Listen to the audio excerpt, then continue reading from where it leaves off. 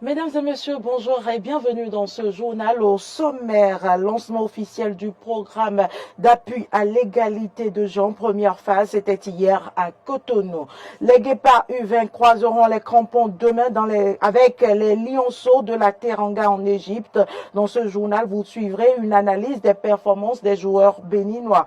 Et puis, hors de nos frontières, les résultats du scrutin présidentiel au Nigeria sont enfin connus. Bola Tinubu, candidat du parti au pouvoir, est le prochain président du Nigeria. L'opposition conteste ces résultats et dénonce des manipulations massives.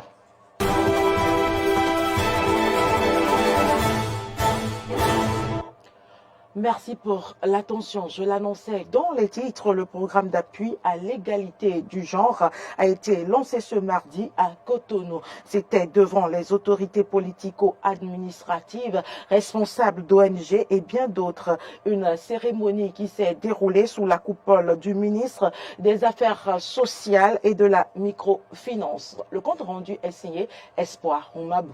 L'égalité des sexes est plus qu'un objectif en soi. C'est une condition préalable pour relever le défi de la réduction de la pauvreté, de la promotion du développement durable et de la mise en place d'une bonne gouvernance. Et le Bénin reste très engagé sur cette voie. Mais malgré les efforts, il reste à faire. C'est à ce titre que le PAEG, entendez, Programme d'appui à l'égalité du genre, qui vient ainsi d'être lancé, est le bienvenu. Malgré les multiples efforts déployés par le gouvernement, l'amélioration de la situation de nos femmes et de nos filles requiert encore du chemin. Autrement dit, nous avons encore du pain sur la planche.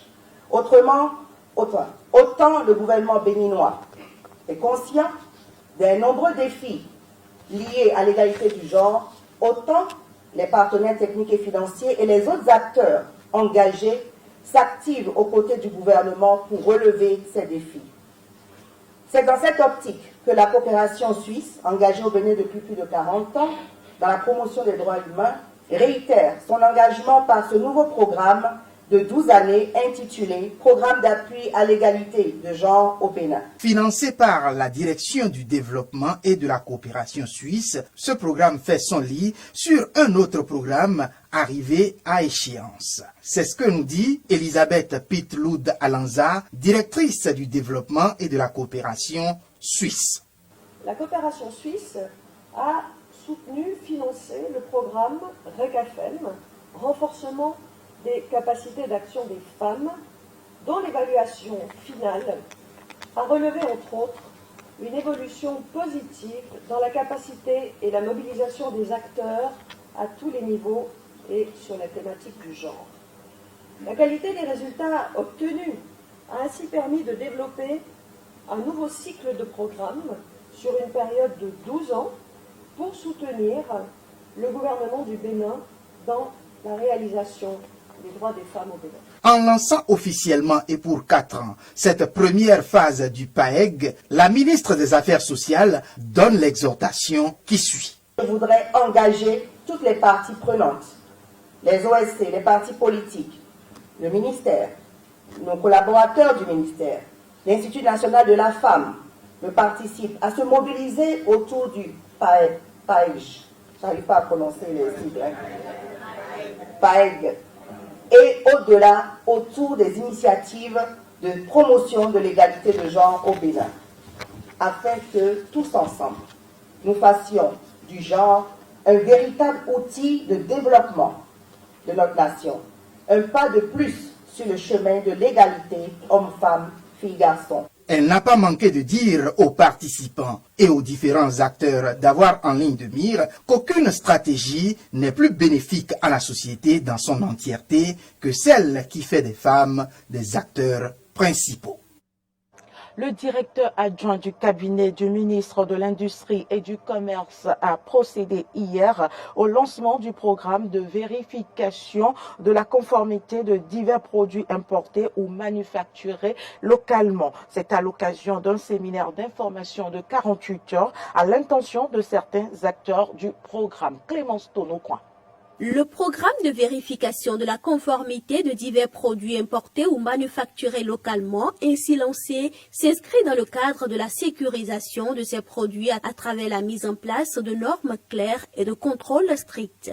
Le programme vise, entre autres, à garantir la sécurité du consommateur, à valoriser la production locale et promouvoir le Made in Bénin. Le présent séminaire d'information concerne 4 cibles. Dans le cadre de ce programme, le ministère a initié une série de 4 séminaires d'information à destination des transitaires et des importateurs, à destination des administrations compétentes qui sont concernées par le programme, des chambres consulaires et des associations de consommateurs et enfin des fabricants locaux.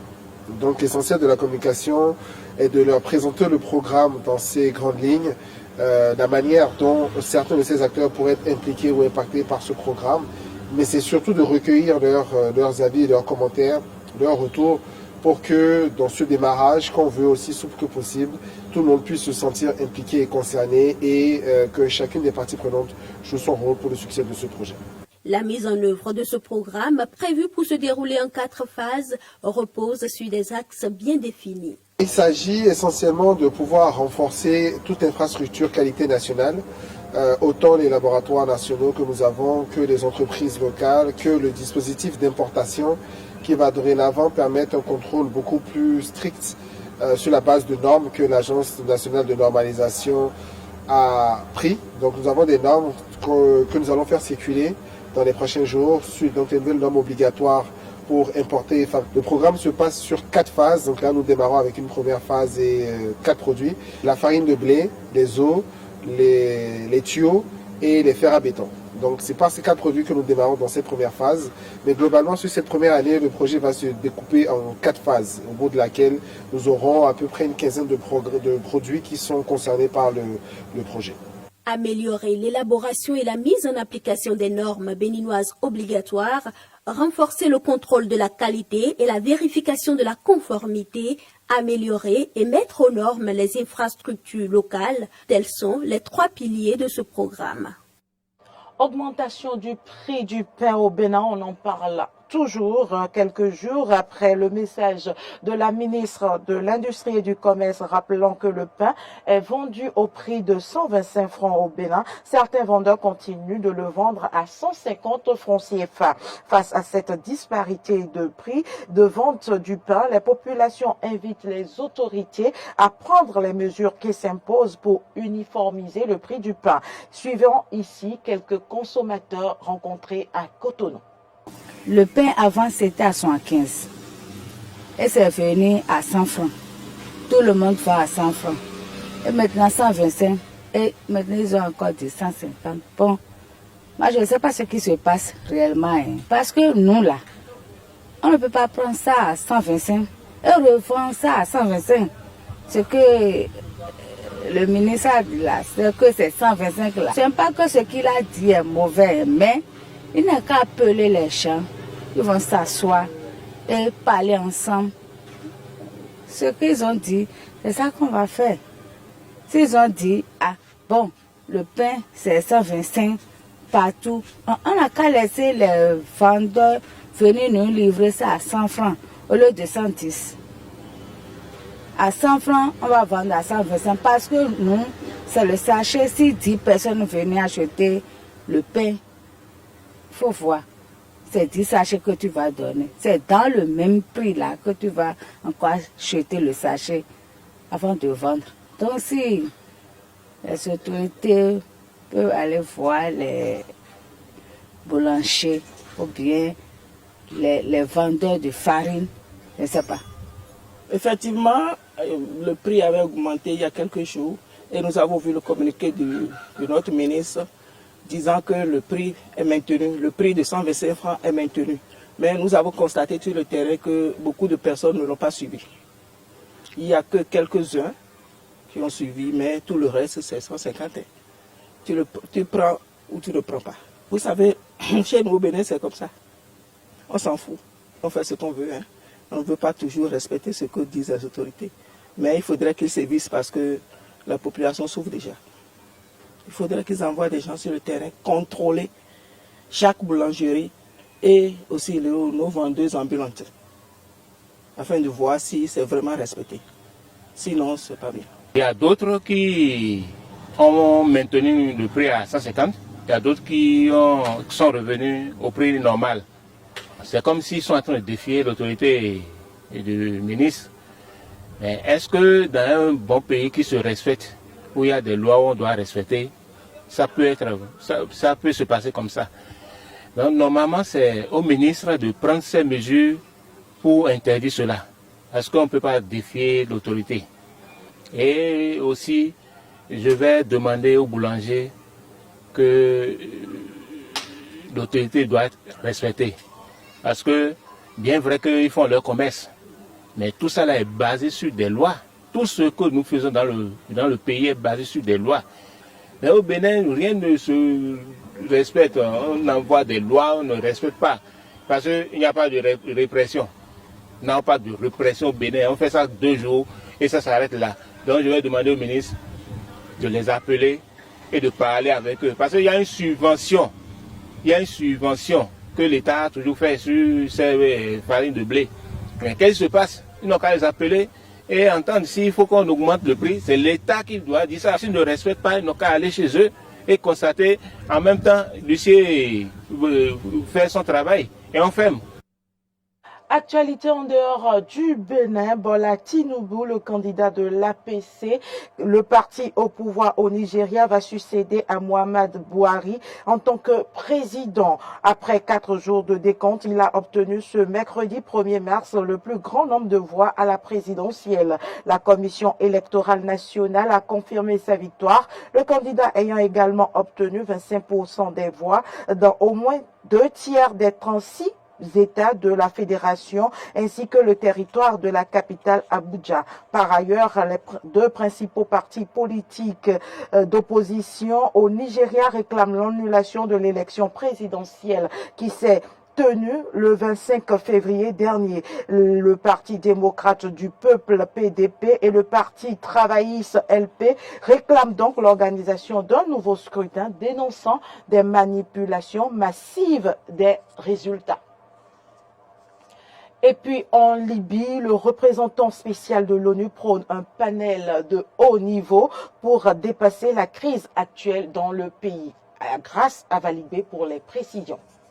C'est ce lundi 27 février 2023, devant le Conseil de sécurité des Nations Unies, que le représentant spécial de l'ONU en Libye, Abdoulaye Bathily, a lancé l'initiative pour dépasser le blocage politique en Libye et arriver à organiser des élections générales inclusives et transparentes en 2023, comme l'ont déjà souhaité les États-Unis un peu plus tôt. Pour aboutir à ces élections et sortir la Libye de la période de transition qui s'éternise, l'émissaire de l'ONU a expliqué qu'il fallait rassembler tous les acteurs libyens qu'il qualifie de pertinents. Des représentants des institutions politiques, des figures politiques importantes, des chefs de tribus, des responsables d'organisations de la société civile, des femmes et des jeunes. Le rôle de ce panel de haut niveau serait, selon le représentant spécial de l'ONU en Libye, de faciliter l'adoption d'un cadre légal, une feuille de route et un calendrier pour la tenue du scrutin cette année. Ce comité doit également faire avancer un consensus autour de la sécurité des élections et l'adoption d'un code de conduite des candidats, précise l'émissaire, appelant les membres du Conseil de sécurité de l'ONU à soutenir sa démarche. Retour au Bénin à présent pour parler sport. Les Guépards U20 jouent demain leur quart de finale face aux Lionceaux de la Teranga dans le cadre de la Coupe d'Afrique des Nations de la catégorie. Certains acteurs sportifs analysent les performances des Béninois au terme des matchs de poule pour voir si les nôtres peuvent passer cette prochaine étape. Espoir, Frédéric Roumadou. Je suis resté un peu sur ma faim parce que l'équipe a été un peu joueuse, mais moins que en phase éliminatoire. On me dira que c'est vrai que c'est pas le même niveau. C'est les équipes qui ont un niveau un peu plus supérieur qui se sont retrouvées certainement à cette CAN. Mais je pense qu'on pouvait faire mieux. On pouvait faire mieux. Quand je prends par exemple le match d'hier, tactiquement, les enfants ont voulu chercher forcément la victoire. Or, cette équipe gambienne qui est en face, une équipe en était une équipe qui très joueuse, donc il fallait trouver le dispositif et ne pas encaisser. c'est vrai, on a encaissé ce but. Malgré ce but, on est qualifié, mais il faudrait apprendre de ces erreurs-là pour la suite, parce qu'on passe à la phase éliminatoire, on joue le Sénégal, qui est l'une des meilleures équipes actuellement sur la compétition, donc il va falloir être prudent et faire les derniers réglages et pouvoir espérer passer au tour prochain. Quand vous avez vu le Bénin jouer dans les années antérieures et vous avez vu ce Bénin, vous vous dites sérieusement que quelque chose est fait. Il y a une base désormais. On voit une équipe béninoise avec une philosophie de jeu. On voit une équipe béninoise qui arrive à conserver le ballon. C'est des choses que nous n'avons pas l'habitude de voir. On voit une équipe béninoise qui résiste aux assauts des adversaires à plus d'un titre. Donc, il y a une équipe en place. C'est ce qui donne la satisfaction en fait. Ce ne sont pas les résultats. Il y a une équipe en place. On a vu des jeunes qui se sont très bien comportés. On a vu des jeunes qui ont respecté les consignes de leur entraîneur. Je suis un peu déçu, franchement, de la prestation des Guépards U20 du Bénin, vu ce qu'ils nous ont montré à l'occasion du tournoi de l'UFOAB en mai dernier au Niamey. Mais là, je suis déçu parce qu'on n'a pas su corriger nos erreurs. On a beaucoup d'occasions à l'occasion de la première sortie, on les a vendangées, donc offensivement on n'est pas clinique. Et on pensait, parce que les joueurs jouaient tête baissée, solitaire, j'allais dire. En deuxième sortie, même chose, troisième sortie, vous imaginez le Bénin sur l'ensemble des 3 matchs de poule a quand même essayé 1115 passes pour un pourcentage de 73% de passes réussies, ce qui donne 874 passes réussies.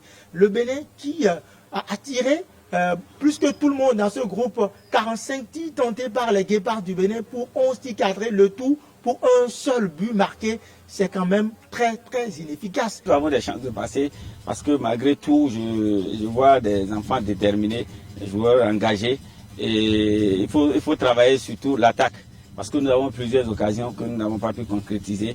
Il faut être réaliste devant les buts parce que contre les équipes comme le Sénégal, ça paye cash. Ça paye cash. Dès que vous ratez 1-2 occasions contre ces équipes-là, c'est le contre, c'est-à-dire le contre est souvent fatal. Le contre est souvent fatal, donc il faut rester concentré sur les 90 minutes. Et je crois que nous avons des chances de passer. Pour ce qu'on a vu, le football, c'est un ensemble de miracles. Tout peut arriver. Il y a des surprises qui peuvent arriver à tout moment, mais pas au point de départ, on va dire le Bénin va gagner. Si ça arrivait, ça va être les faits du football, les miracles du football. Mais on va pas s'attendre à une victoire du Bénin face au Sénégal. Surtout que le Sénégal a fait du sans faute dans la phase de groupe. Surtout que le Sénégal a battu l'Égypte 4-0 lors de sa dernière sortie. Déjà qualifié quand même, donc on se dit que c'est une équipe qui est un rouleau compresseur, une équipe qui va faire du Bénin une bouchée. Maintenant, si le miracle du football arrive, on va prendre ça comme ça. On peut compter sur ces valeurs, on peut aller à la source, c'est-à-dire garer le bus devant la défense, jouer avec 8 défenseurs, espérer des erreurs du côté sénégalais ou aller au tir au but. Et on sait qu'au tir au but, les Bénins sont souvent très très forts. Il ne reste qu'à souhaiter bonne chance à notre équipe nationale. Ainsi s'achève cette édition. Merci pour l'attention. Les informations se poursuivent sur nos différentes plateformes, Facebook, Twitter, YouTube et sur nos différentes applications, Eden TV et Diaspora FM.